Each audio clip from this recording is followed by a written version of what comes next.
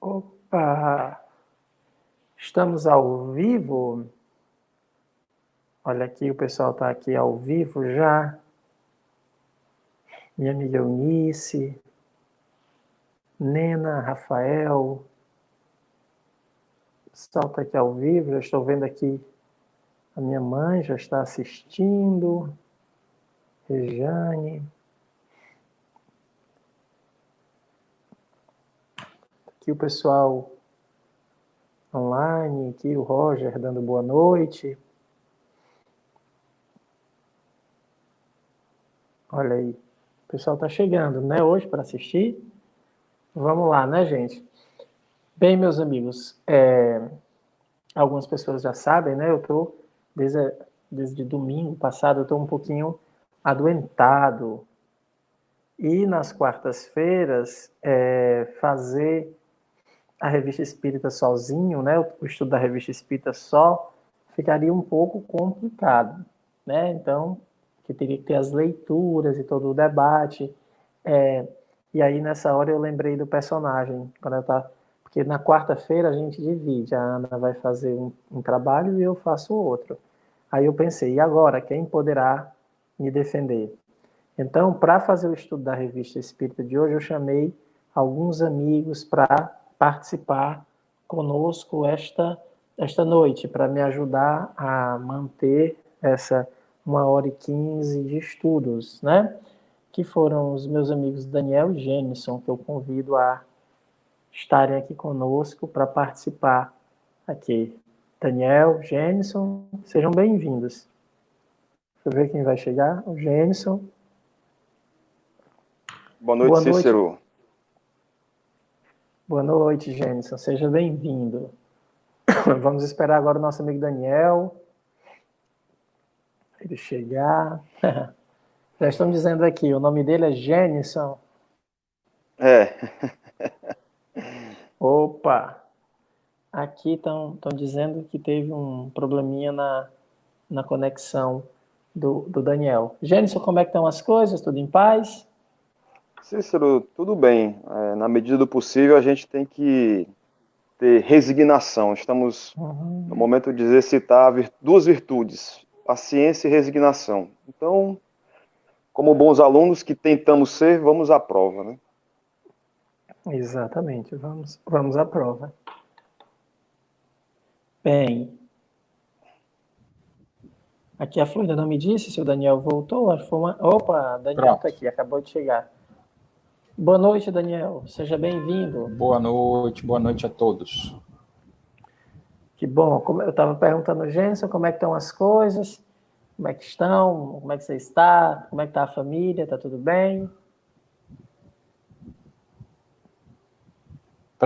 Isso para mim ou para o Jenson? Isso para você. Para o Jenson eu já perguntei. Ah, joia. Aqui, graças a Deus, tudo sob controle, todo mundo com saúde, todo mundo ficando em casa aqui o máximo possível. Algumas pessoas assim do nosso círculo familiar, de amizade, contraindo a doença, né? Algumas se internando, outras ficando em casa, mas assim, cada vez a gente vê o negócio chegar mais perto, mas assim, na medida do possível a gente tá calmo. As crianças começaram essa semana aula online na escola e ajuda a distrair mais um pouco também, mas está sendo uma experiência bem marcante para todo mundo, né? Assim como foi para a gente, assim, eu até comentava com o Matheus, meu menino mais velho, né? Meu filho mais velho, assim como nós todos lembramos e sabemos e sentimos como o 11 de setembro foi impactante para a nossa geração, né, de uma determinada maneira. A gente está vivendo também um momento de uma certa mudança de paradigmas e de e de marca, né, na história da gente, que vai ser lembrado por muitas décadas, né? Os meninos, quando crescerem, vão comentar com os amigos, né? Como é que foi sua quarentena lá em 2020, né? Como é que se passou? Mas, se Deus quiser, vamos sair mais maduros disso tudo. Se Deus quiser. Vou pedir o Gênison para fazer a prece inicial por nós. Pode ser, Gênison?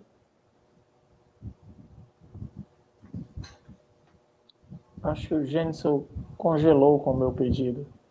Foi. Flor, veja aí, Flor. Já aconteceu alguma coisa? O Gênison caiu?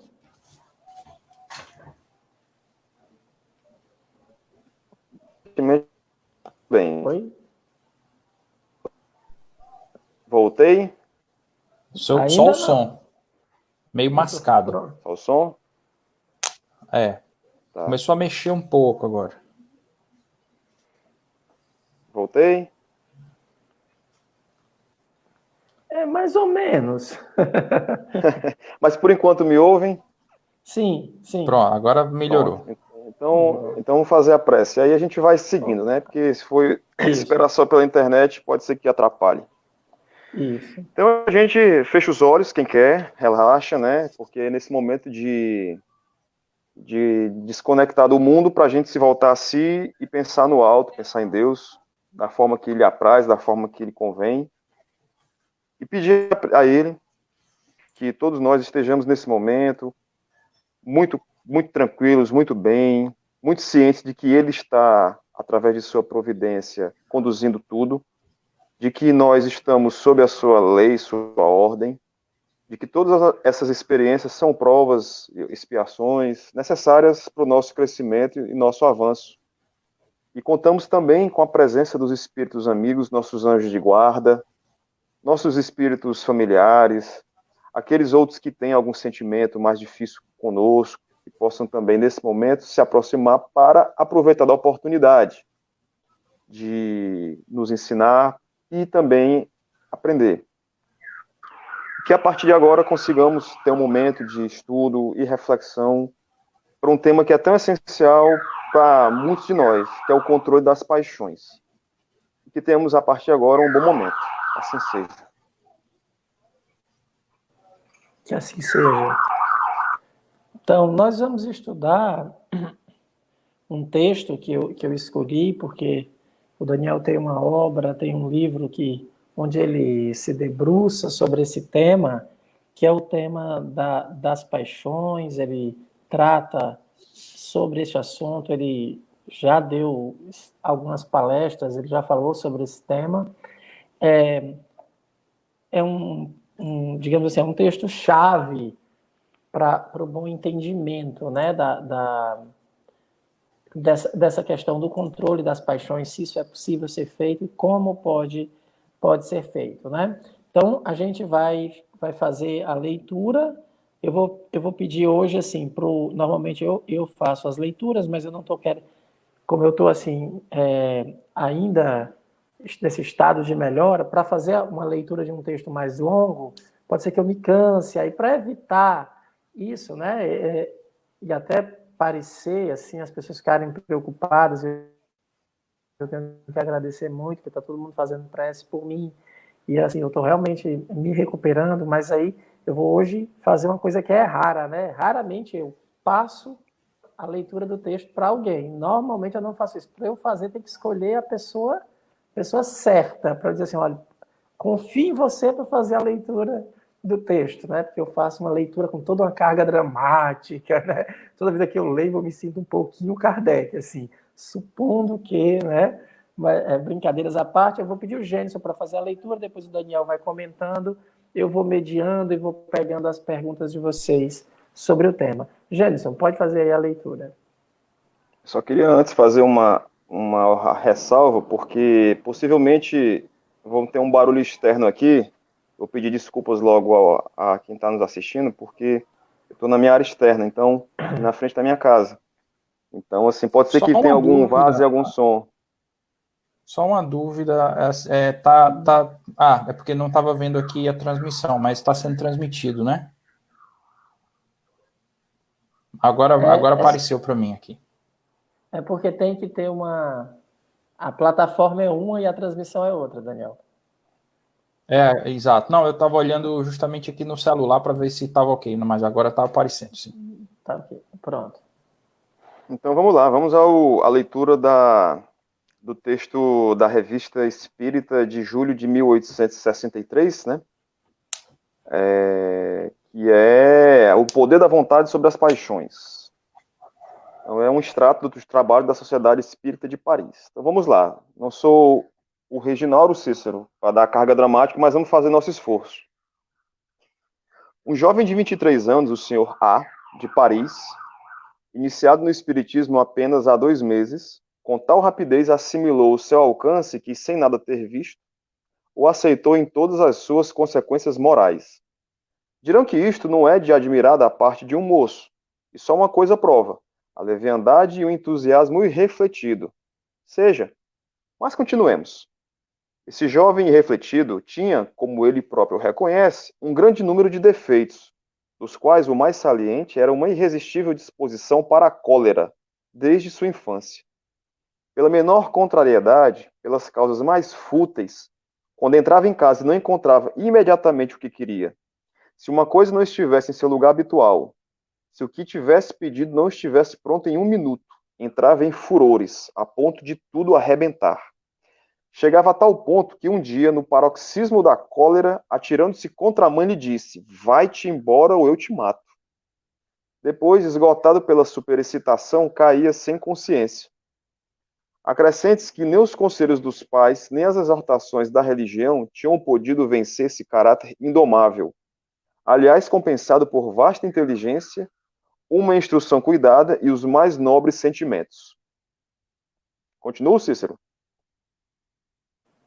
Pode continuar. Tá. Você sinaliza se quiser parar para comentários. Okay. Dirão que é o efeito de um temperamento bilioso sanguíneo nervoso, resultado do organismo e, consequentemente, arrastamento irresistível. Resulta de tal sistema que, se em seus desatinos tivesse cometido um assassinato, seria perfeitamente desculpável, porque teria tido por causa um excesso de bile. Disso ainda resulta que, a menos que modificasse o temperamento, que mudasse o estado normal do fígado e dos nervos, esse moço estaria predestinado a todas as funestas consequências da cólera. Conheceis um remédio para tal estado patológico? Nenhum, a não ser que, com o tempo, a idade possa atenuar a abundância de secreções mórbidas. Ora, o que não pode a ciência, o Espiritismo faz, não lentamente por força de um esforço contínuo, mas instantaneamente. Alguns dias bastaram para fazer desse jovem um ser suave e paciente. A certeza adquirida da vida futura, o conhecimento do objetivo da vida terrena, o sentimento da dignidade do homem, revelada pelo livre-arbítrio, que o coloca acima do animal, a responsabilidade da ideia corrente, o pensamento de que a maior parte dos males terrenos são a consequência de nossos atos. Todas estas ideias, bebidas no estudo sério do Espiritismo, produziram em seu cérebro uma súbita revolução. Pareceu-lhe que um véu se erguera acima de seus olhos e a vida se lhe apresentou sob outra face. Certo de que tinha em si um ser inteligente, independente da matéria, se disse: este ser deve ter uma vontade, ao passo que a matéria não a tem. Então ele pode dominar a matéria.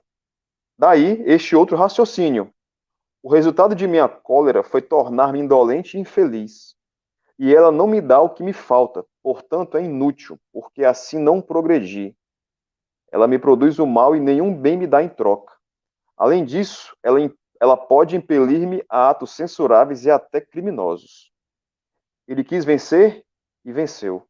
Desde então, 1000 ocasiões surgiram que antes o teriam enfurecido, mas ante elas ficou impassível e indiferente, com grande estupefação de sua mãe. Ele sentiu o sangue ferver e subir a cabeça, mas por sua vontade o recalcava e o forçava a descer. O milagre não teria feito melhor, mas o Espiritismo fez muitos outros que nossa revista não bastaria para registrá-los, se quiséssemos relatar todos os que são do nosso conhecimento pessoal, relativos a reformas morais dos mais inveterados hábitos. Citamos este como um notável exemplo do poder da vontade e, além disso, porque levanta um importante problema que só o Espiritismo pode resolver. A propósito, perguntava-nos o Sr. A se seu espírito era responsável por seus arrastamentos, ou se apenas sofria influência da matéria. Eis a nossa resposta. Vosso espírito é de tal modo responsável que, quando quiseste seriamente, detivestes o movimento sanguíneo. Assim, se tivesses querido antes, os acessos teriam cessado mais cedo, e não terias ameaçado a vossa mãe. Além disso, quem é que se encoleriza? É o corpo ou o espírito? Se os acessos viessem sem motivo, poderiam ser atribuídos a fluxo sanguíneo, mas, fútil ou não, tinham por causa uma contrariedade. Ora, é evidente que contrariado não era o corpo, mas o espírito muito suscetível. Contrariado, o espírito reagia sobre um sistema orgânico irritável, que teria ficado em repouso se não tivesse sido provocado. Façamos uma comparação. Tendes um cavalo fogoso. Se souberdes dirigi-lo, ele se submete. Se o maltratardes, ele dispara e vos derruba. De quem é a falta? Vossa ou do cavalo? Para mim é evidente que vosso espírito é naturalmente irascível, mas como cada um traz consigo o seu pecado original, isto é, um resto das antigas inclinações, não é menos evidente que em vossa existência precedente deveis ter sido um homem de uma extrema violência que provavelmente tivestes que pagar muito caro, talvez com a própria vida.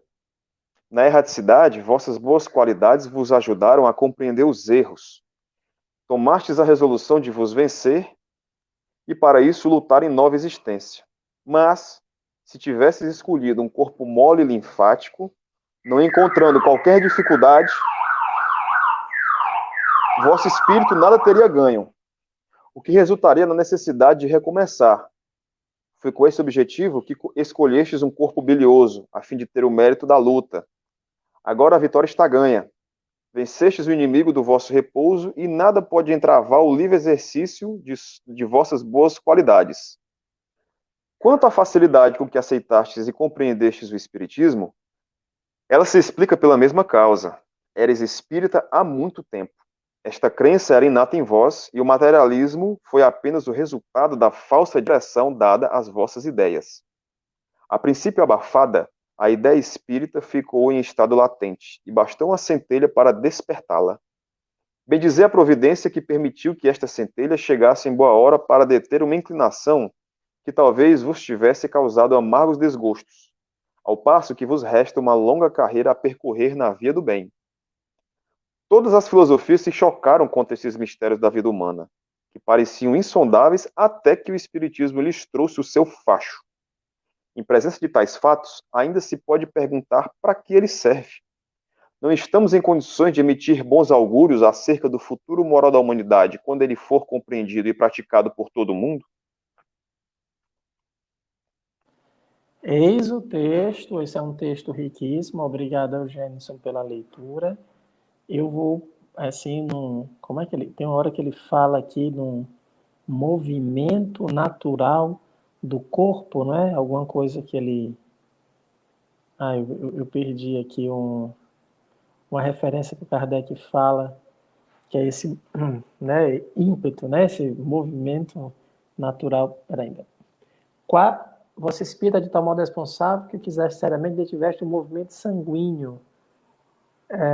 Não, mas tem uma hora que ele fala... quando ele fala, Cícero, é evidente que vosso espírito é naturalmente irascível, não? Pronto, é mais ou menos por isso daí. Então é evidente que o meu espírito é naturalmente falador, falastrão, mas hoje eu não estou falando muito, estou passando a palavra aqui. Depois eu posso até dizer a vocês que isso foi um controle das paixões, mas não é verdade, não é essa a verdade. Mas hoje o convidado é o Daniel para falar sobre esse tema, e já aviso que na próxima semana o Gênison vai estar aqui com um tema, a escolha dele, da Revista Espírita, e aí a gente vai ter convidados para também ajudar a indagar.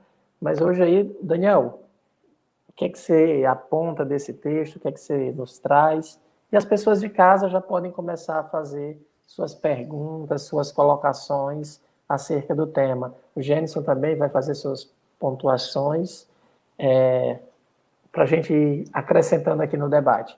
A palavra é sua, Daniel. Perfeito. Vamos lá, então. tentar aproveitar bem o tempo, porque o texto, como você já mencionou, ele é muito rico. Ele deixa um gancho, um gatilho para disparar, para tratar de vários outros assuntos filosóficos e que estão imbrincados na filosofia espírita, na doutrina espírita. É assim, de cara, na largada, a gente tem não só a questão das paixões, que a gente vai falar um pouquinho daqui a pouco, mas também a questão da influência do organismo sobre a matéria, sobre o espírito, e vice-versa, que é um tema tratado também no Livro dos Espíritos, há questões específicas para isso, e também a temática riquíssima do livre-arbítrio, né? Que é a questão do nós somos livres. O Espiritismo fala em livre-arbítrio, em liberdade de escolha, mas será que nós somos livres? Nós somos livres para escolher, mas será que nós somos livres para querer aquilo que de fato a gente quer? Ou será que nós somos impulsionados? Será que nós somos dirigidos pelas nossas influências pretéritas de outras vidas e do próprio organismo, do próprio corpo, da nossa própria matéria em que a gente está mergulhada, para fazer determinadas escolhas em detrimento de outras? Assim, são temas que se entrelaçam dentro desse texto que a gente acabou de ler, e vamos tentar aqui perpassar alguns deles, a maioria deles, né? Mas assim, de largada, só um esclarecimento preliminar para quem nunca teve contato com esse texto, e um esclarecimento bem simples ou quase simplório, mas que eu acho importante fazer. Cólera, a gente está diante de uma anfibologia, né? Cólera aqui é no sentido de raiva violenta, aquela reação raivosa em que a pessoa reage a algo que lhe incomoda de maneira violenta, né? Não é a cólera que a gente está tratando do problema de infeccioso estomacal, nada disso, né? É a cólera no sentido daquela raiva muito grande, muito forte, tá? E aí, e paixões, né? Vamos só na largada também estabelecer aqui um esclarecimento, ou trazer um esclarecimento para quem está nos ouvindo, para quem nunca leu a respeito, para quem não viu outros estudos ou tratando o tema, que é o seguinte: o que são paixões no sentido filosófico? A paixão são aqueles sentimentos, sensações ou emoções, a gente poderia tratar dessa forma, que nós não conseguimos controlar e que são acometidas pelo nosso espírito, nós não conseguimos evitar e controlar, pelo menos não totalmente, e que acontecem, portanto, no nosso psiquismo, independentemente da nossa vontade. Então, a gente fala, e o Shibane explica bem isso, o Cosme, a gente fala isso um pouco no meu livro, quando ele explica paixão como oposição a uma ação. Quando a gente age, a gente é deliberadamente senhor daquilo que a gente quer. Mas quando a gente sofre alguma influência de maneira passiva, nós estamos sofrendo uma paixão. E aí nós temos as várias paixões da alma, que a gente poderia também elencar inúmeras, mas a gente exemplificando e simplificando são: o medo é uma paixão. A gente está vivendo um momento em que o medo e a tristeza têm sido paixões muito fortes na nossa vida, porque eles surgem, muitas vezes se apoderam da gente e algumas vezes dominam a gente, independente da nossa vontade. Não é fácil, como às vezes alguns bons amigos ou bem intencionados amigos nos dizem, vendo o estado que a gente está, de medo, de tristeza, dizendo, deixa isso para lá, esqueça isso, bola para frente, fique feliz e tal, porque não é assim que se comanda, não é um botão fácil que a gente simplesmente encontra no nosso pescoço para poder acionar ou mudar a chave do nosso humor, do nosso comportamento, das nossas emoções, porque esse é justamente um dos efeitos das paixões. Então, O medo é uma paixão, a tristeza é uma paixão, assim como a alegria também é uma paixão. Às vezes a gente fica alegre e a gente não controla totalmente, porque às vezes a causa dessa alegria independe da nossa vontade, ela surge na nossa vida, na nossa mente. E a cólera, portanto, uma raiva fora de controle, digamos assim, ela também pode ser categorizada como uma paixão, né? E o texto vem aí nos mostrar o caso desse rapaz, desse jovem, né, de 23 anos, que, tendo conhecido a doutrina espírita, imediatamente se, digamos assim, entre aspas, se encaixou naquilo que ela trazia de moldura, de explicação que ele precisava para poder bem viver ou para poder entender a sua vida, a um ponto tal que ele mudou completamente as suas emoções e, notoriamente, aquilo que era tido como sua característica principal, que era a cólera, né? E aí vem as considerações de Kardec e os comentários a respeito sobre o seguinte, no seguinte sentido, e aí a gente vai puxar o debate aqui ao longo desse tempo que a gente está junto. O mero conhecimento, o mero fato de conhecer o Espiritismo foi, para ele, suficiente para que ele modificasse as suas emoções, para que ele domasse a sua paixão da cólera.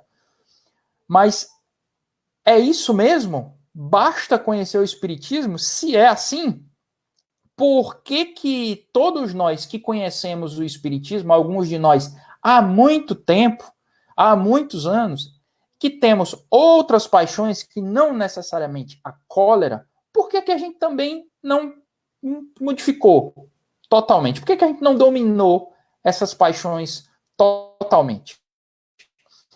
É algo que o texto nos faz pensar. E no próprio artigo da Revista Espírita, Kardec, eu chamo a atenção aqui também na largada, ele é muito lúcido e muito prudente ao nos lembrar o seguinte: ele disse, olha, diferencial para que o rapaz modificasse as suas emoções, a sua moldura, o seu esquema mental de como encarar a vida, saindo daquela postura agressiva e colérica para uma postura de paz, digamos assim.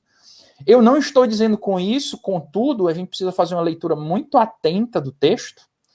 Eu não estou dizendo com isso, contudo, que o corpo não tem a sua parcela de responsabilidade na conduta, ou melhor dizendo, nas emoções que nós sentimos. E a gente percebe isso quando ele ressalta, por exemplo, deixa eu pegar aqui o texto. Quando ele ressalta, por exemplo,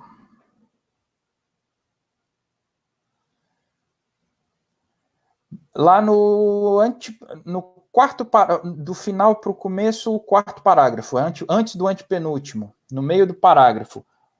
Mas se tivesseis escolhido um corpo mole e linfático, não encontrando qualquer dificuldade, vosso espírito nada teria ganho, o que resultaria na necessidade de recomeçar.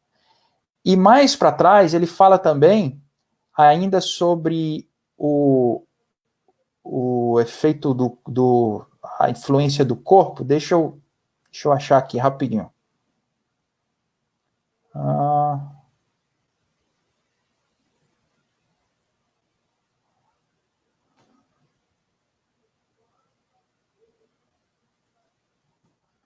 Quando ele fala, agora eu não estou achando, mas onde ele fala... Daniel, oi. Na própria fala do rapaz, da pergunta que ele faz ao Kardec, já é uma questão bem interessante que diferencia muito das perguntas que nós temos hoje que responder, porque ele pergunta ao Kardec se aquele comportamento dele era possível de ser uma influência do corpo. Uhum. Então, o rapaz também tinha essa noção, que o que a gente conhece hoje é que a maioria das pessoas querem chegar perguntando se o seu comportamento agressivo, colérico, se é uma influência do espírito, de um mau espírito que lhe perturba. Né? Veja que aí já tem uma postura diferente, ele já tinha essa noção de que o corpo influencia. Sim, que é a visão do materialismo, né? Antes da gente chegar nessa questão da influência espiritual, como você bem lembrou, que é uma tônica muito comum hoje em dia em grande parte do movimento espírita, né? Mas primeiro é o materialismo, que explica tudo, ou explica todas as nossas pulsões, todos os nossos apetites, vontades e pendores, como sendo uma decorrência do nosso arranjo material, sobretudo do nosso cérebro, somado à educação e às experiências de vida que nós tivemos na nossa infância, com a nossa família e tudo isso, seria vamos dizer assim, o caldeirão onde foi moldado em grande parte de forma inconsciente, aquilo que nós somos e a forma como nós queremos, desejamos e escolhemos. Aí vem o desdobramento dessa visão, não mais materialista, mas eu diria o espírita superficial, que é místico, exato, que é o da atribuição das nossas das responsabilidades por aquilo que nós somos, pensamos, sentimos e fazemos aos espíritos que nos influenciariam a um ponto tal em que isso se tornaria irresistível. E aí a turma gosta muito de usar, alguns consciente, outros inconscientemente, aquela questão do Livro dos Espíritos, em que Kardec pergunta: os espíritos influenciam o nosso pensamento, o pensamento dos homens? E a resposta é: mais do que vocês podem supor, mais do que vocês imaginam, né? Porém, influenciar não significa decisão. A Kardec é muito claro em toda a linha lógica, toda a espinha dorsal lógica do espiritismo é muito clara ao mostrar que o espírito é nós somos espíritos, e é o espírito quem é, ou deve ser, ou pode ser o senhor de si, das suas escolhas, da sua vontade, e que tem a sua liberdade. Essa liberdade, quando a gente aprofunda esse estudo, a gente percebe que ela não é absoluta. Nós estamos submetidos a uma série de condicionantes, a uma série de predisposições, preconceitos, prevenções, experiências passadas aí, mais do que as nossas experiências apenas da infância, como faz o materialismo. A gente tem não só da nossa infância, mas de outras vidas também, que travam ou impulsionam aquilo que a gente quer, aquilo que a gente escolhe, aquilo que a gente decide para a nossa vida e, portanto, aquilo que a gente sente como emoção e como paixão, tá? Mas a gente não pode também ser ingênuo de achar que as coisas se resolvem num passe de mágica. Não é a simples vontade que faz com que a gente que mude a nossa sintonia. O caso narrado nesse artigo que a gente está estudando é muito interessante, muito curioso, porque ele mostra o seguinte: eu disse, olha, há casos em que é assim que funciona. Existem pessoas que estão numa determinada etapa evolutiva da sua existência enquanto espírito, que estão numa determinada encarnação, em que, às vezes, o que falta para elas é um mero, digamos assim, um algoritmo que ajude a pessoa a organizar uma série de ideias ou predisposições que ela já tem dentro de si, mas que estão só fora de eixo, estão só fora de prumo. Ele não precisa introjetar todo um conteúdo de virtudes, do bem, de amor, de leis morais e tal. É possível que algumas pessoas tenham tudo isso já dentro de si, dentro da sua alma, dentro da sua psique, mas de uma forma desorganizada. E o espiritismo, às vezes, ele vem assim como que uma pancada que organiza aquela bagunça que aparentemente não fazia sentido algum. No caso, é aquilo que eu reputo que aconteceu no caso desse rapaz que Kardec narra no artigo que a gente está estudando. Eu conheço também eu conheço casos de pessoas que, é raro, mas de pessoas que, por exemplo, se livraram de vícios que levaram anos, seja de bebida, ou seja de cigarro, que chegou um dia que a pessoa tomou uma decisão, assim, radical, disse, vou parar hoje. E eu não sei o que desencadeou isso, mas funcionou.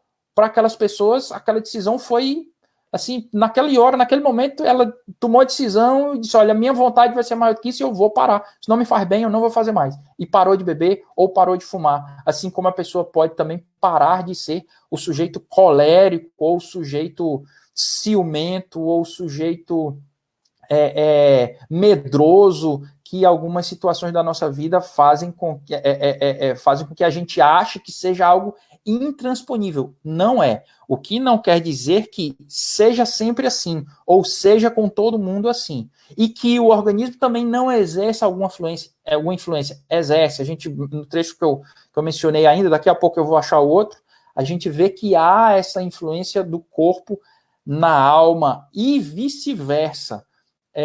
Inclusive, assim, só relembrando o pessoal, para depois que eles terminarem o estudo daqui da gente, para dar uma lida nas questões 367 até 370 do Livro dos Espíritos, que é a parte que fala justamente da influência do organismo, o capítulo 7 da segunda parte, que fala da volta do espírito à vida corporal e influência do organismo.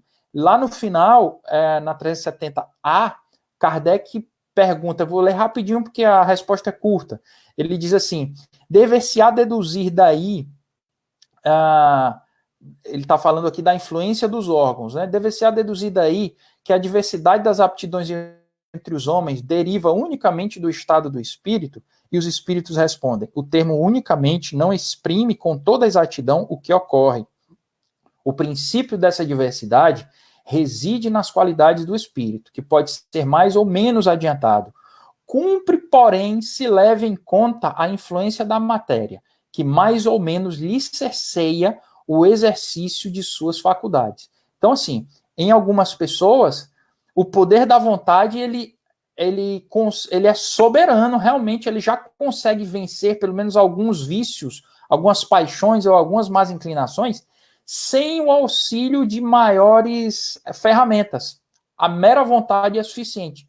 Em outros casos, em outros problemas, a gente vai precisar buscar outras estratégias, ou estratégias adicionais para a gente conseguir vencer isso. A gente não pode chegar na ingenuidade, ou sair daqui com a ingenuidade e achar que, por que aquele rapaz lá de 23 anos da Revista Espírita chegou um dia e disse, paz, eu quero, aí resolveu aquele problema, que vai ser assim comigo também. Não necessariamente. A gente tem que ter cuidado até para não...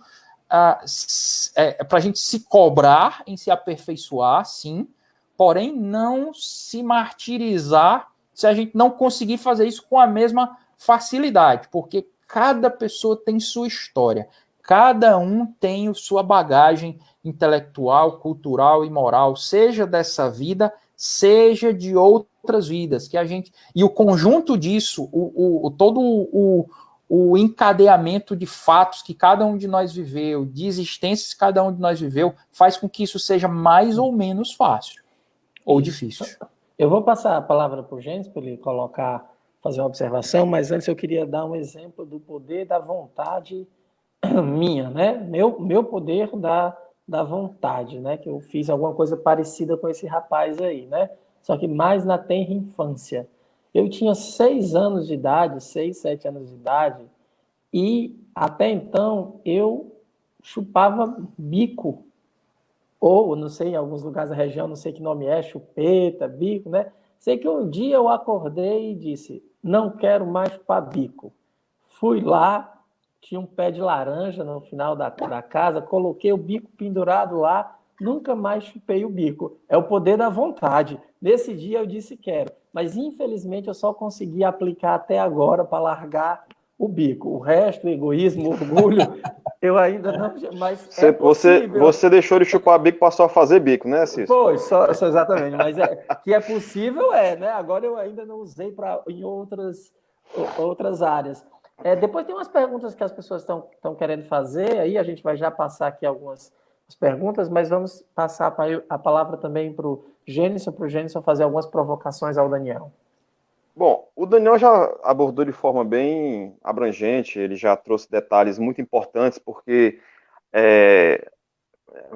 minha fala vai ter dois pontos muito breves. Isso que o Daniel abordou, e talvez para quem não esteja habituado ao estudo que é feito até no próprio CEAL, e como nós gostamos de estudar Kardec, a gente procura ler os textos identificando, digamos assim, linha a linha, palavra a palavra.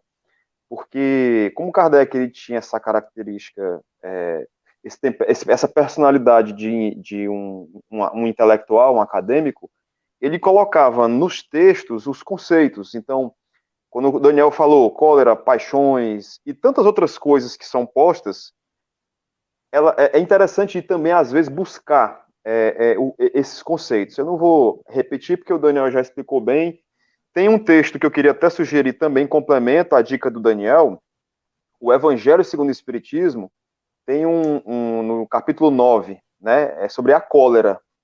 Então ele fala justamente algo muito parecido com o que está nesse texto aí, que é uma instrução do Espírito Hahnemann, que ele comenta, né, em linhas gerais, exatamente isso que Kardec deixou registrado nesse caso, e é muito interessante porque eu vou tentar trazer essa mesma abordagem do Daniel para uma linguagem mais cotidiana, né, que a gente usa muito hoje. Esse case, né, esse fato, esse registro, mostra muito bem até a forma como Kardec ele desenvolveu a ciência espírita. Então ele via o caso concreto, ele via relatos. E uma outra forma que eu gostaria, que já é o segundo aspecto de abordar, é como a gente fosse falar de o espírito ser um motorista e o corpo ser um carro. Quando você tem um temperamento agressivo no trânsito, se você tiver um carro com uma potência pequena, o seu carro vai dar uma resposta menor, entendeu? Embora ele tenha uma potência pequena. Não é porque o carro tem pouca potência que o motorista vai ser mais educado no trânsito ou mais defensivo na guiagem, né? Agora, se o cara tem um carro muito potente, um carro grande, ele vai poder extravasar pelo veículo toda a sua agressividade. Então, o cara tem um carro que vive batendo, vive colidindo com outros carros, vive passando por cima de sinal vermelho, furando sinal vermelho, passando por cima de calçada. Não é o carro que é potente demais e que faz com que isso aconteça. É o motorista que não é educado o suficiente, ou não tem paciência, ou não tem a compreensão de que no engarrafamento todo mundo está enganchado naquela situação, que faz com que aquilo ocorra. Kardec ele era muito bom nessas metáforas. E ele mostrava que, assim como o motorista, depois de 20 pontos na carteira, ele pode perder a habilitação e terá que fazer um curso de reaprendizado, não sei o termo que se usa hoje em dia, reciclagem, não sei, uma reeducação do trânsito, o espírito precisa também da mesma forma. E quem que vai dar essa educação para ele? Nós temos duas opções. Popularmente, o pessoal diz, é o amor e a dor, né? Mas eu posso dizer de uma forma mais elegante, dizer assim, pode ser o estudo, a vontade. Que estudo é esse?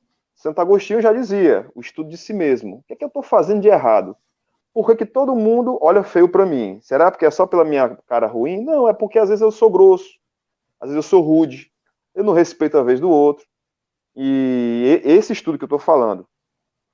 E a outra forma é você sofrer as consequências dos seus atos.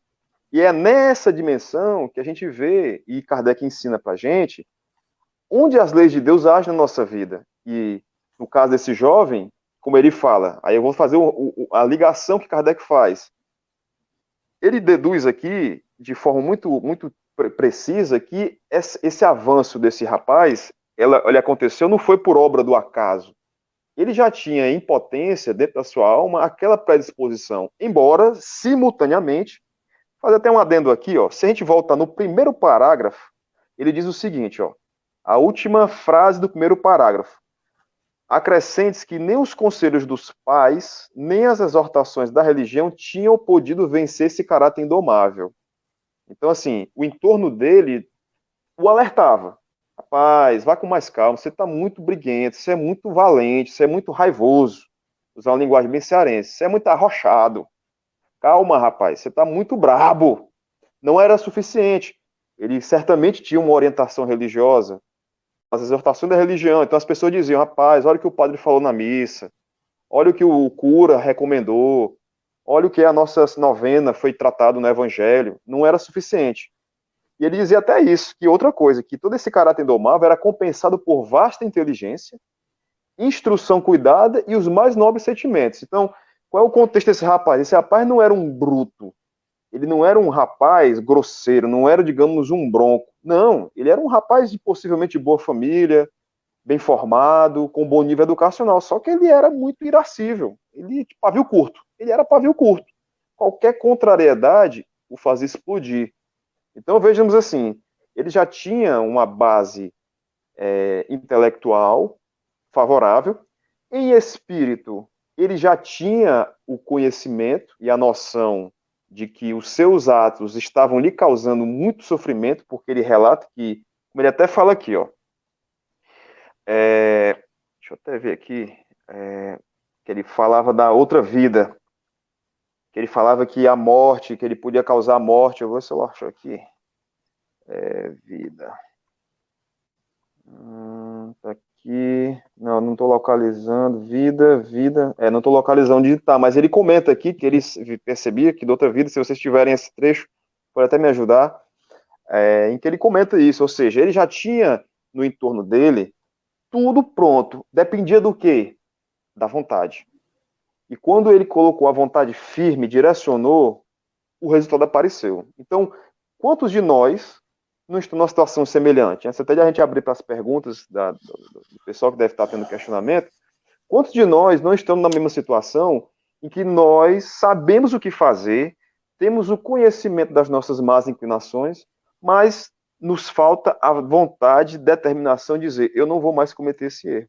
E Kardec, ele relata que, e pelo que me consta aqui, a impressão que me passa é que ele é um rapaz comum, como tantos de nós podemos ser. Tantos homens e mulheres, jovens e idosos, que têm aquela dificuldade e um pouquinho mais de vontade conseguiria superar.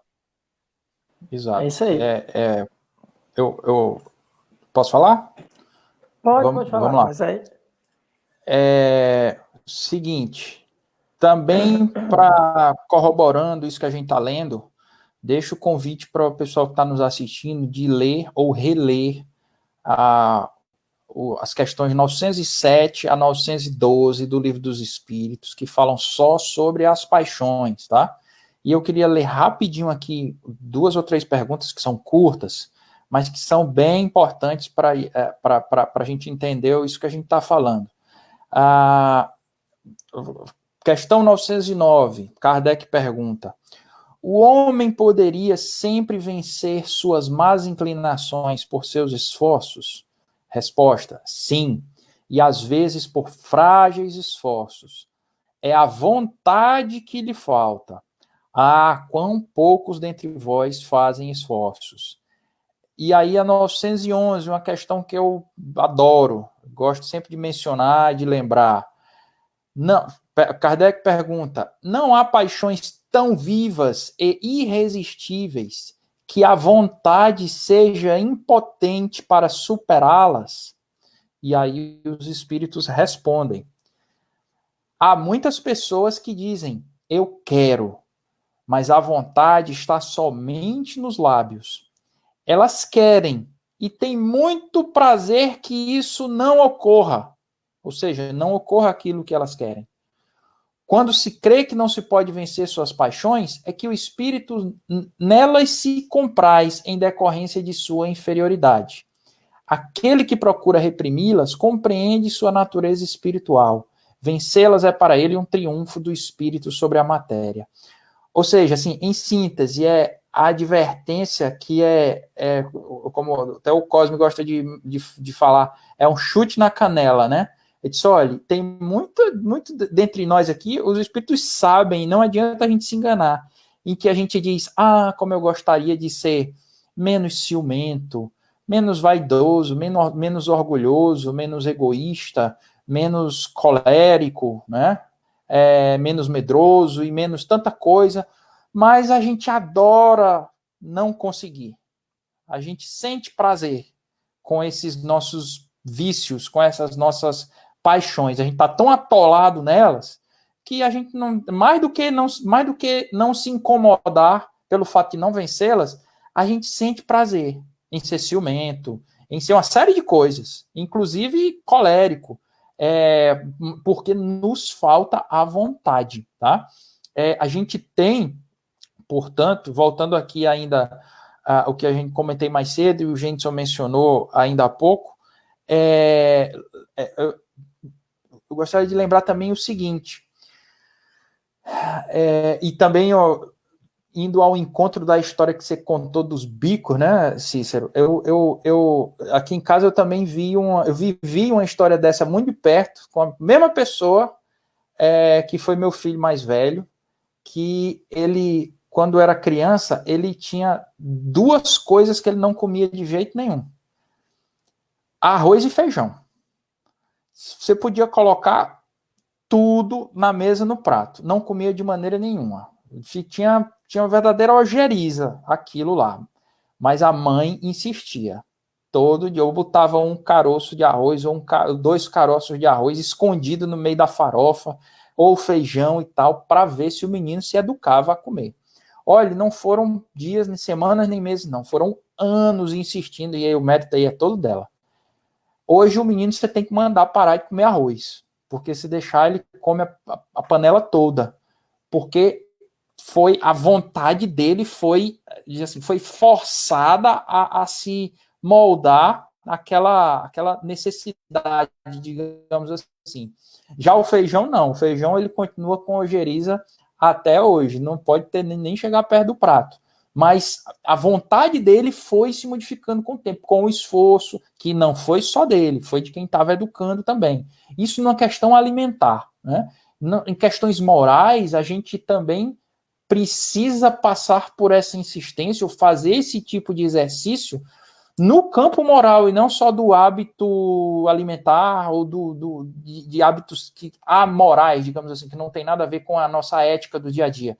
A gente tem que insistir, não é pelo fato de que a gente falhou um dia, que a gente não conseguiu um dia, que a gente tem que desistir. A gente está aqui numa vida que, em tese, é para durar algumas décadas, justamente para poder, nesse prazo, a gente insistir, errar, voltar a insistir, fazer de novo, errar, falhar, parar, volta a insistir, porque é um processo realmente lento, ele não é linear, ele não é contínuo, ele não é em V, em que eu venho fazendo tudo errado, descubro que é errado, pronto, aí agora eu vou fazer tudo certo. Não, ele é oscilante.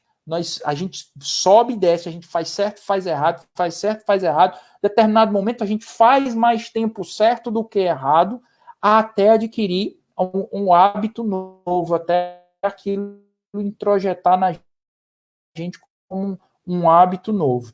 E assim, ainda falando um pouco sobre a questão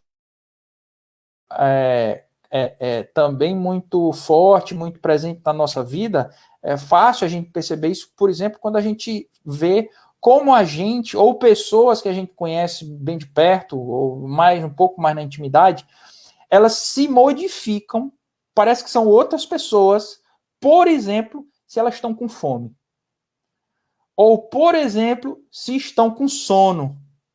Você não tem esse problema, né? Seu problema é não ter café, que eu sei. Né? Então, assim, você não tem... A pessoa está com fome e assim, ela vira outra pessoa. É outro humor, é outra maneira de tratar os outros. Encher o bucho, como diz o cearense, voltou a ser quem era, afastou o capiroto para longe, voltou ao normal. Mesma coisa é o sono, tem gente que perde totalmente a linha e tal, se você não está descansado suficientemente, e esses são efeitos que o corpo acaba trazendo para a nossa alma, para o nosso espírito. Isso. E assim, e por aí vai, né? Isso. Daniel, eu vou abrir, porque tem um pessoal fazendo perguntas aqui, né? E eu tinha pedido para a Flor deixar pronta a 910, a pergunta 910. Não sei se ela conseguiu deixar a 910 pronta, Flor, aí. Porque se a gente tivesse combinado isso, a Flor tinha deixado as perguntas todas prontas já para passar, mas a gente não combinou que ia colocar. Mas aí, antes disso, eu queria lembrar o Sponville, quando ele começa o seu tratado das pequenas virtudes, né? Quando ele fala lá que se você não ensina as crianças... Pequeno tratado das grandes virtudes, né? Isso, né? Se você não ensina as crianças a pedir por favor, com licença, desculpa, você não vai depois, elas não vão assimilar conceitos de perdão, depois de indulgência, porque você não ensinou as palavrinhas mágicas ali né, por favor. E o que a gente tem visto isso hoje na nossa sociedade é essa questão das crianças não terem essa noção. E essa questão 910 eu queria citar quando ele fala que se o homem pode encontrar nos espíritos uma assistência eficaz para superar suas paixões, aí ele diz, se ele pedir a Deus, a seu bom gênio com sinceridade, os bons espíritos virão certamente ajudá-los, pois é a missão deles. E eu separei essa pergunta, antes de passar para as pessoas, porque um senhor que frequenta o CEAL me contou uma história que eu acho maravilhosa, que ele foi fumante durante 50 anos, e ele tentou de tudo para largar o vício, né? E uma vez ele falando para a mãe dele assim, olha, eu venderia minha casa, todos os meus bens para parar de fumar, mas eu queria largar esse vício. E a mãe dele disse, não se preocupe não, que um dia você vai largar. E a mãe dele veio a falecer. 6 meses depois, ele estava deitado na varanda da casa, e aí ele disse assim, ele antes de dormir ali, né, fumou, tomou um café, foi dormir 2 horas da tarde e disse assim, eu queria tanto que a minha mãe viesse me ajudar. E ele disse que a mãe dele apareceu em sonho e pediu para ele parar de fumar. E ele acordou com, né, na nossa linguagem cotidiana, com abuso do cigarro. Nunca mais ele fumou. Por quê? Porque em sonho a mãe dele veio e pediu para ele, e foi uma carga, digamos assim, fluídica, porque não é só uma questão, não é só um pedido qualquer, você vê que tem um elemento fluídico que o envolveu a ponto de modificar a vontade. O mesmo trabalho da Fernanda sobre o Mateus, do feijão, ela colocou sobre este filho, e aí ele, lógico que ele tem que levar em consideração que ele já sabia que o cigarro fazia mal, o que ele estava perdendo, né, por conta do cigarro, todas as consequências. Então, você junta todo um conjunto, toda uma situação para que o espírito venha e consiga influenciar dessa maneira. Mas vamos aqui para a contribuição do pessoal que está em casa aqui, ansioso aqui para fazer perguntas. Tem as perguntas da Rosângela, Flor. Tem o Lourão que colocou uma pergunta agora. Você pode ir colocando mesmo. O Davi Rocha.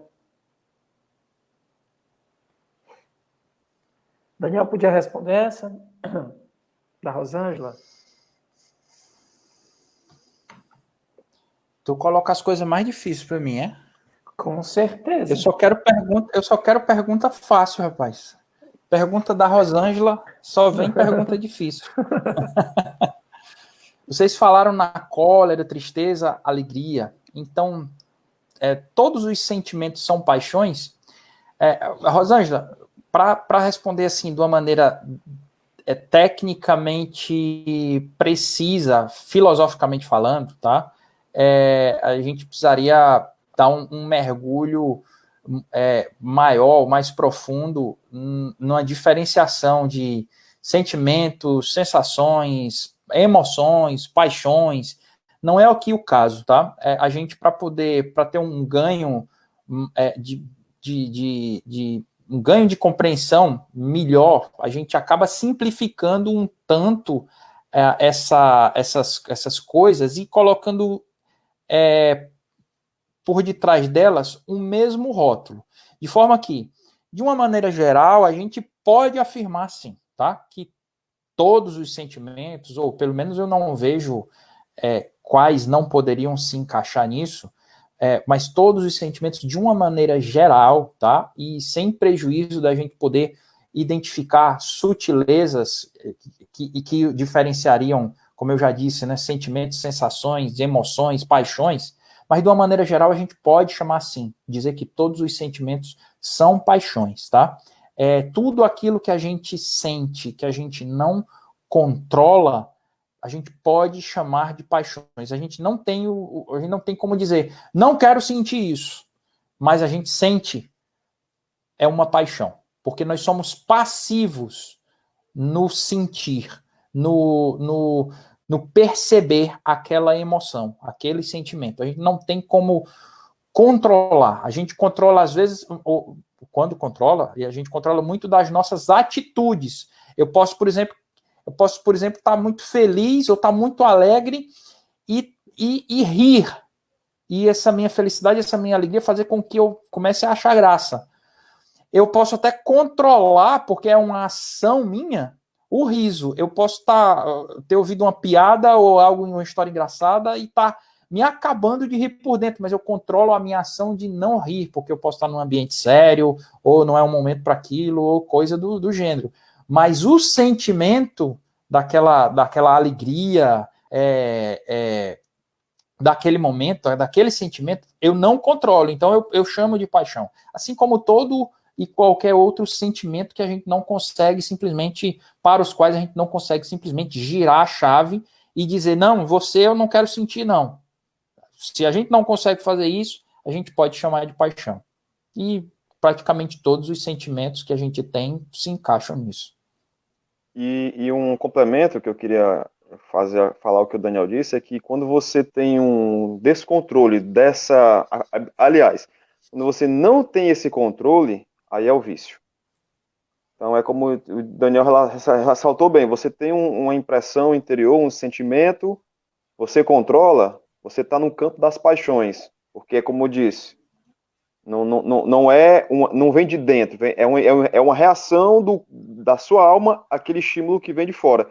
Mas quando você não consegue controlar a reação, aí você está no vício. Então é o caso do cigarro lá. Exato. É muito comum você ver, e quem já teve essa experiência de parar de beber, parar de fumar, parar de comer chocolate e qualquer outro tipo de vício, como a gente chama, material especialmente, o processo é um processo, não é um ato único.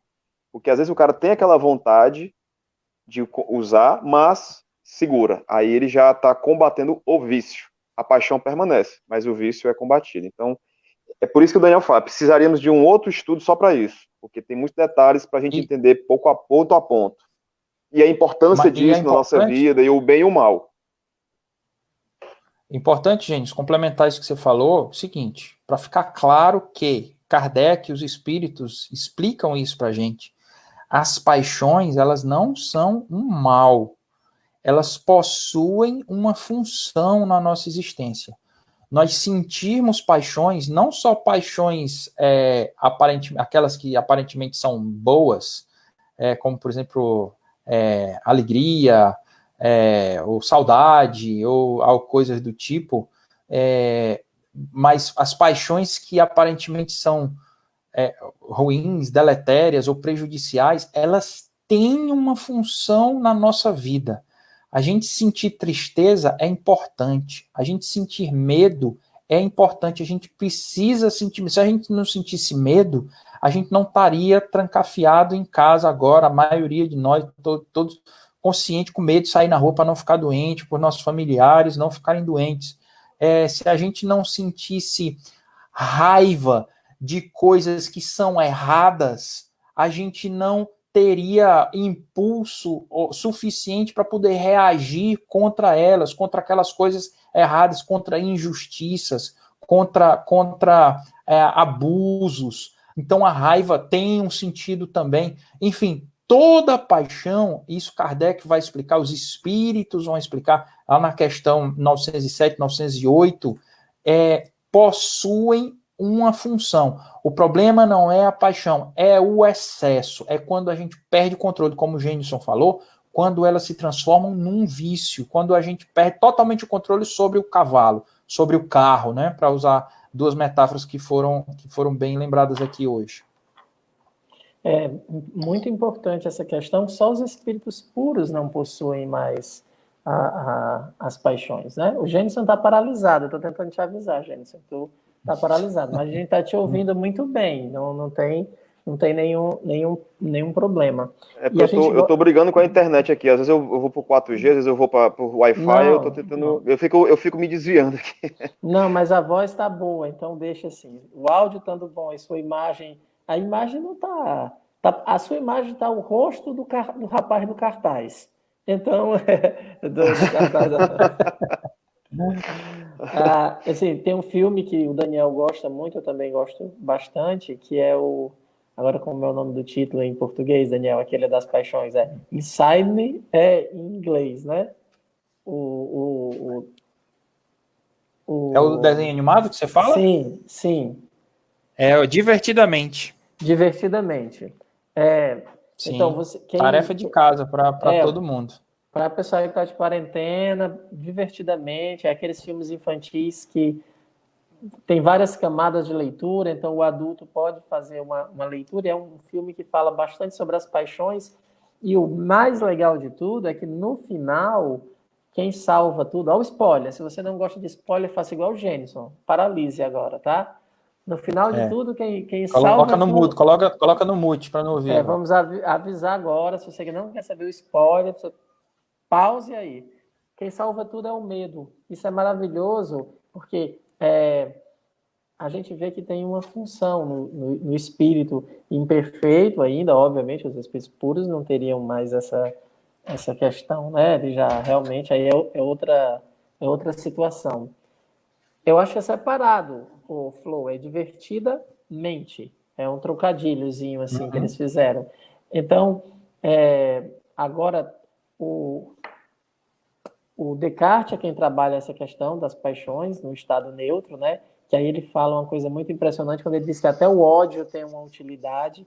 E tem uma coisa que ele diz, a gente não vai adentrar agora até, mas que ele diz que em determinadas situações odiar é melhor do que amar. Aí você fica assim, mas como odiar pode ser melhor do que amar? Ele diz assim, se você ama algo que lhe faz mal, você está ferrado. Porque a pior situação que existe é quando a gente ama algo que nos faz mal. Nesse momento, era melhor que a gente odiasse. Em que sentido? No sentido de não querer ter perto. Aí ele usa o exemplo do alimento. Se alguém um dia comeu uma comida e essa comida lhe fez mal, e ela lhe fez um mal real mesmo, assim, você passou mal, quando você olha para essa comida, você tem instintivamente uma repulsa. Seu corpo não quer mais ter contato com ela. Isso aí no nível natural, tranquilo, né? Tranquilo, é seu corpo dizendo, ó, isso te faz mal, isso te faz mal. O problema é quando a gente faz isso com pessoas, a gente achar que são as pessoas que nos fazem mal, mas distanciamento social é bom, é essencial no momento. Distanciamento emocional, se a gente não tem condição, Kardec deixa bem claro que a gente não aprende a amar os inimigos de uma hora para outra, é um processo. Ele vai dizendo, então, às vezes você tem que ter distanciamento emocional. Tem pessoas que estão vivendo relações tóxicas, que realmente você tem que ter cuidado, né? Precisa de certos distanciamentos. Vamos fazer uma pergunta do Lourão aí, para o Gênison ver se ele responde, ou o Daniel também responde. É uma pergunta interessante. Só antes da pergunta, uma observação aqui, complementando o que você falou do Descartes. No livro dele, né, Tratado das Paixões, ou Paixões da Alma, ele fala que existem 6 paixões primordiais, né? Quais são elas? São a paixão da admiração, o amor, o ódio, o desejo, a alegria e a tristeza. E aí, dessas 6, ou da combinação entre elas, é que vão surgir todas as outras. E aí ele faz essa com a cabeça matemática, né, que ele tinha, tem de privilegiada, ele faz essas combinações de maneira muito inteligente, mas isso só no livro dele a gente consegue ver. Olha aí a pergunta do Lourão. Lourão, né? Então eu acho que a gente pode inverter aqui, eu começo e vocês complementam. Pode ser assim? Pode sim. Pronto, meu amigo Lourão. Então, tudo é questão de hábito, ou melhor, mudança de hábito. Pois é. Primeiro a gente tem que entender o que é hábito, né? Eu me lembro, e em paralelo disso, eu me lembro que uma vez, há alguns anos, eu li um texto de um cidadão chamado O.G. Mandino. Ele foi muito moda na época de essas leituras corporativas, né? O nome do livro era O Maior Vendedor do Mundo. E era uma forma que os caras tinham, a técnica de tentar fazer com que as pessoas reprogramassem suas condutas, né? Falando de hábitos. Então, uma coisa que ele falou que eu acho que faz sentido e que eu percebo que é uma característica da natureza humana é que nós somos escravos de hábitos. Então, o hábito, e aí vem do latim habita, né? Aquele que a gente costuma, aquele onde a gente se torna sedentário, né? Onde a gente se instala, onde a gente se fixa. Então, o que seria o hábito? São essas rotinas que nós colocamos em nossa vida e que muitas vezes elas se tornam tão próprias da nossa personalidade que a gente nem percebe. Então é comum, então vamos lá, você tem o hábito de acordar a tal horário, e quando chega no fim de semana, que você não tem mais aquela obrigação por compromissos, por exemplo, você acorda naquele mesmo horário. Não, poxa, eu queria dar uma descansada, dormir um pouco mais. Você não faz. O corpo automaticamente já desperta. E dormir da mesma forma, almoçar da mesma forma, estudar, trabalhar. Eu prefiro fazer exercícios pela manhã ou pela noite. São hábitos. Então, o hábito, eu coloco isso na condição de efeito, porque a gente tem que trabalhar na causa, na vontade. A gente tem que racionalizar, a gente tem que tornar isso consciente. E aí eu coloco o que eu aprendi na questão de você ser escravo de hábitos, é que quando a gente precisa de um hábito novo, a gente não tem como deixar de ter um hábito. Então vamos lá. Eu queria fazer atividade física. O que você está fazendo hoje que está impedindo de fazer atividade? Eu fico vendo a TV. Então você vai ter que trocar de hábito. Você vai ter que deixar de ver TV para passar a fazer atividade física. Vamos trazer isso para o que interessa na questão espiritual. Eu quero perder os vícios. Eu quero deixar de ser preguiçoso, eu quero deixar de ser vaidoso, eu quero deixar de ser orgulhoso. Eu tenho que fazer o quê? Começar a praticar as virtudes morais. Então, eu tenho que começar a exercitar a prática da iniciativa, eu tenho que começar a exercitar a prática, por exemplo, se for o medo, da coragem, se for da vaidade, a humildade. Então, é tudo questão de hábito, ou melhor, mudança de hábito? Eu posso dizer que sim, mas isso tem que ser uma coisa consciente. É por isso a importância e o recado que nos foi mais uma vez dado. Cristo já disse, vigiai e orai. O vigiai é um exercício de autoobservação. Onde que eu estou pecando? Porque se é um hábito que ele é tão arraigado na minha personalidade, eu nem percebo mais que, como o rapaz colérico, mesmo com todos o entorno me mostrando que ele mudasse, isso estava dentro da personalidade dele que talvez ele nem enxergasse.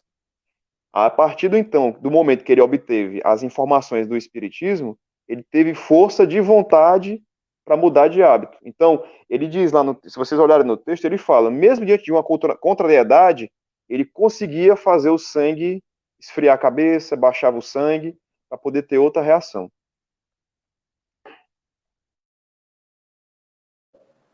Eu acho que essa resposta do Gênison dá certo. Assim, a gente vai dar, porque tem outras aqui, aí eu não vai dar para a gente estar fazendo a réplica da pergunta. Tem uma aqui, gente, tem muitas perguntas. Desculpem a gente, mas eu vou deixar essa para o Daniel, tá? Daniel, ela é sua, com todo prazer, eu lhe entrego. Eu queria só dizer às pessoas que eu vou tentar depois responder as perguntas que estão sendo feitas, principalmente as que tratam do autismo. Aí a gente sempre tem que ter cuidado que a questão não são questões absolutas. Eu entendo a colocação do Lourão sobre a questão do medo. É porque a gente está falando aqui, quando o Daniel fez aquela abordagem, ele quis dizer que o medo tinha uma função. Se a gente não tivesse medo, a gente não ia se resguardar. Mas óbvio que algumas pessoas estão se resguardando não por medo, mas por responsabilidade, no sentido de que ele sabe do seu papel. São outros elementos. Mas a O grande medo, maioria... né, Cícero, assim, ele tem uma função de nos evitar o risco. O risco ele vai ter um limite. Então, assim, se eu passar dessa linha, eu posso me prejudicar. Então, eu firo a lei moral, que é a lei de conservação. É para isso que o medo existe. É porque quando a gente trata de paixões, a gente fala uma por uma, mas às vezes a pessoa quer a pergunta assim, mas qual é essa? Nunca tem essa. É conjunto. Mas a gente tem que ir falando uma por uma de forma didática. Mas a gente sabe que é um complexo. Então, vou deixar a pergunta do Davi aí, para o Daniel falar alguma coisa e a gente encerra e vai fazer a nossa prece de encerramento. Depois de eu também ouvir a resposta.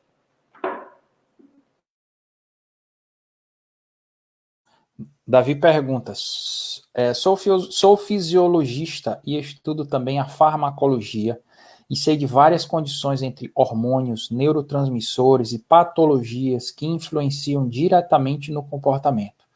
Como o espiritismo implica sobre estas condições fisiológicas?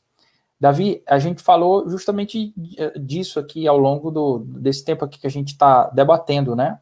A gente falou que e o Espiritismo reconhece isso, Kardec e os Espíritos reconhecem isso, que existe uma influência do organismo no nosso comportamento, que a matéria, de fato, ela tem uma influência, mas ela não ou pelo menos em condições não usuais, normais, em condições padrão, ela não é absoluta, a não ser que a pessoa esteja passando por algum tipo de distúrbio hormonal, fisiológico e tal, em que algum desses hormônios tragam a ela, por exemplo, uma irritabilidade desmedida e que precisa ser tratado com reposição hormonal, ou então algum inibidor para poder favorecer aquela cólera, digamos assim, que seja controlada, ou que a tristeza dele se transforme numa disposição maior de vida, influencia sim. O que o Espiritismo explica, contudo, é que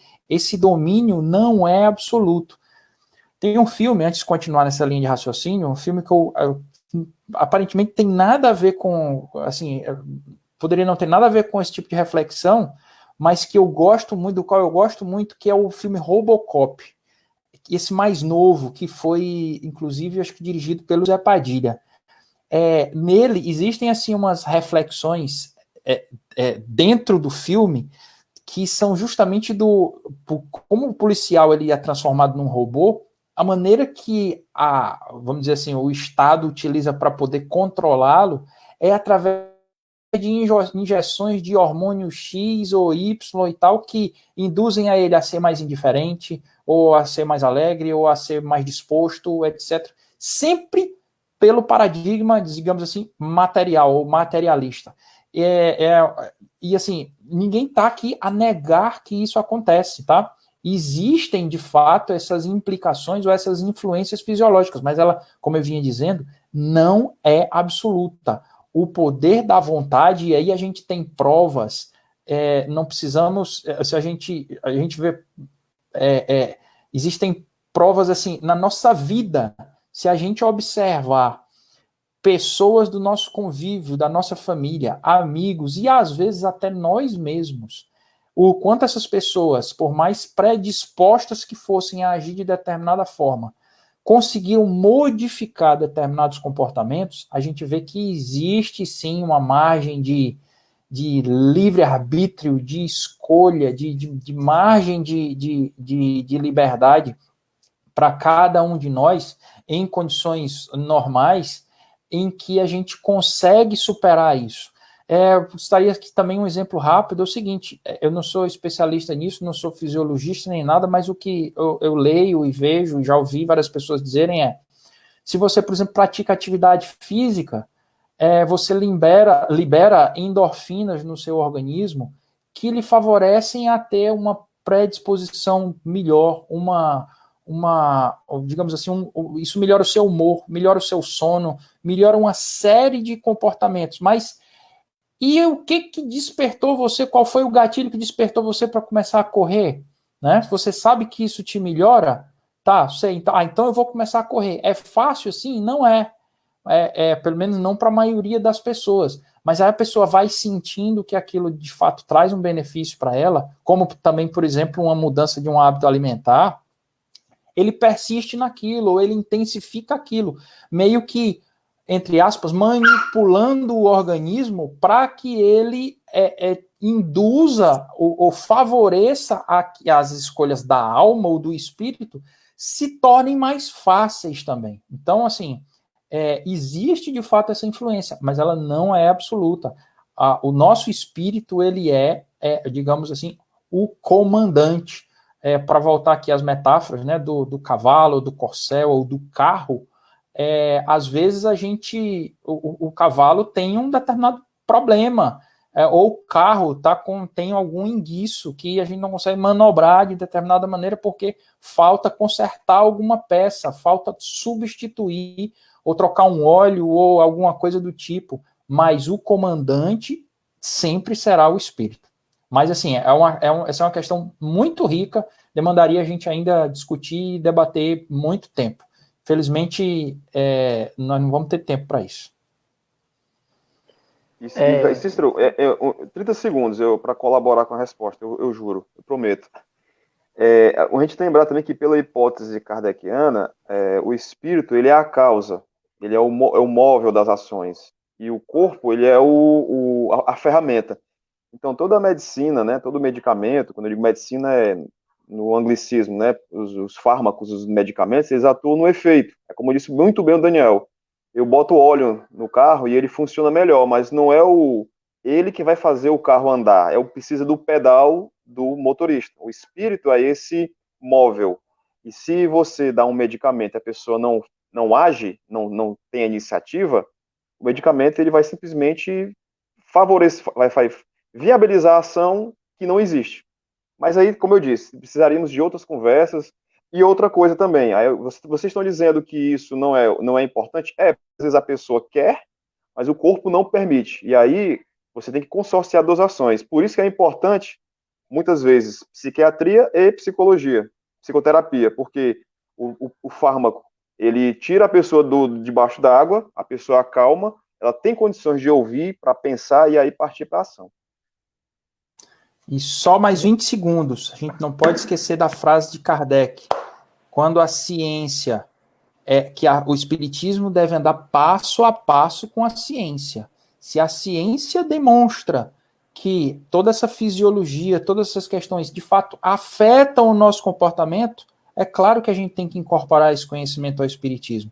E o espiritismo, desde Kardec, nunca foi contrário, nunca foi contraditório a isso. É isso aí. Gente, tem muitas perguntas. Alguém já me propôs que fizéssemos um seminário.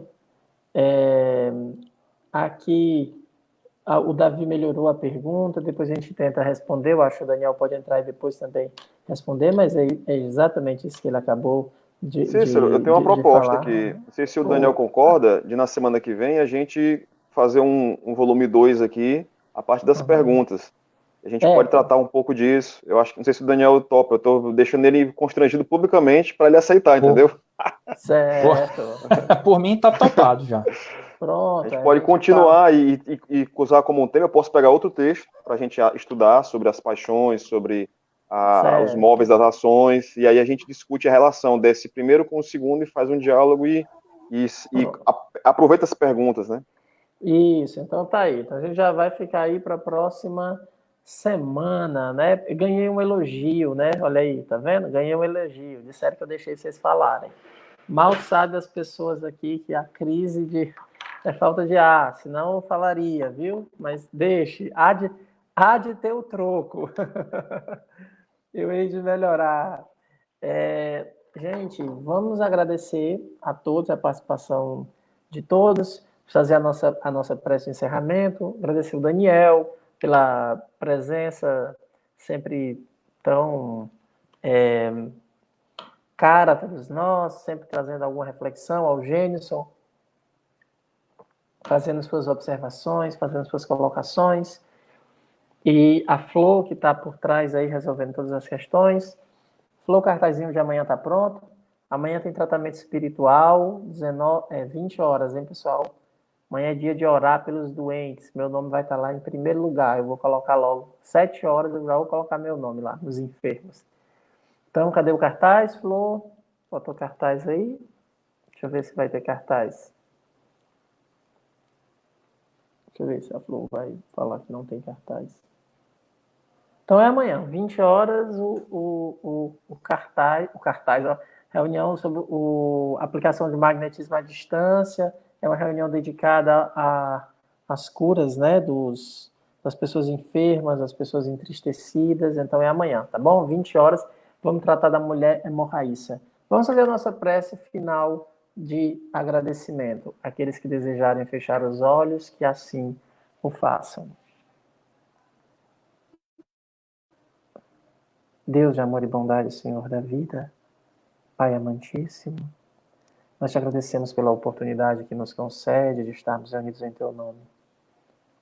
Rogamos a assistência dos nossos anjos da guarda, que nesse instante recaia sobre cada um de nós um passo de bênçãos e luzes, nos fortalecendo e nos amparando. Rogamos a Jesus, que é nosso modelo e guia, que nesse instante envolva-nos a todos. Que possamos sentir a Tua presença, Jesus. Derrama uma gota do Teu bálsamo bendito sobre cada um de nós.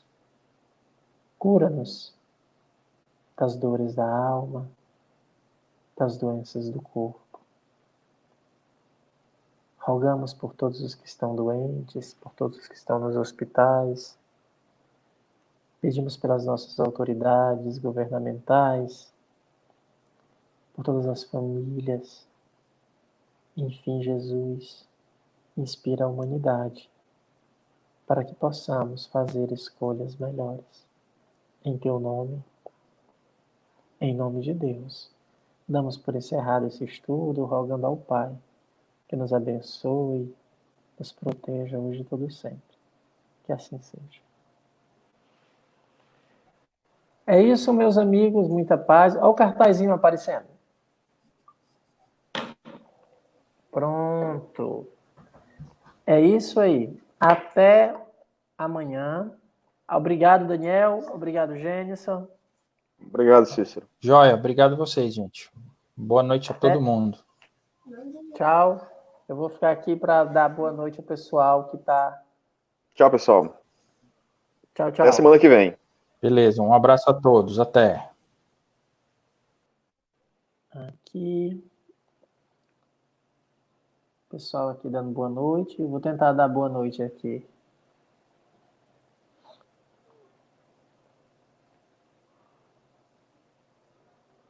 Fátima, Glaucinete,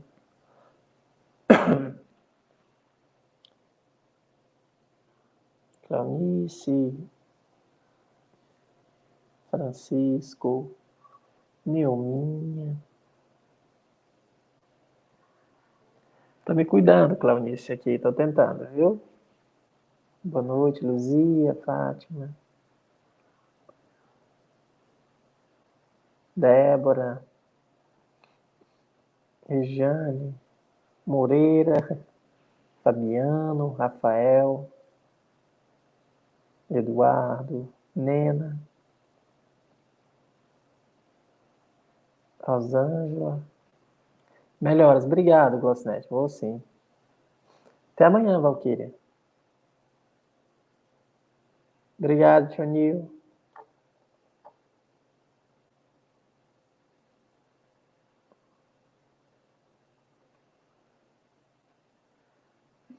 Obrigado, Lourão. Vivi, obrigado, hein? Todo mundo torcendo aí, né? É isso, gente. Tchau, tchau.